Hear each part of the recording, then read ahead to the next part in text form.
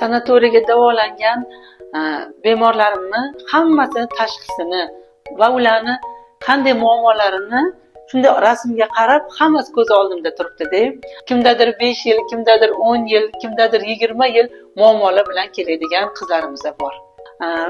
Bu bemorimiz mana 40 yoshda edilar. Ularda birlamchi bepushtlik homilador bo'lmasligi bilan shikoyat qilib kelgan edilar. Juda ham hayajonda siqilib o'tirardilar. Ular bilan shug'ullanganman.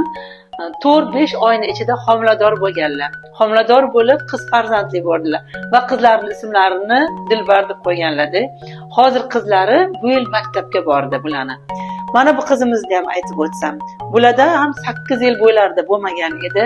Kelganlarida juda ham tushkunlikka tushgan holatda, chunki bularni tekshirganimizda bachadonni to'liq miyoma tugunlari bosib olgan, hayz sikli buzilgan, ovulyatsiya bo'lish muammolari bilan kelgan edilar. Ya'ni stress holatda edilar. Bular bilan ham shug'ullanganmiz-da.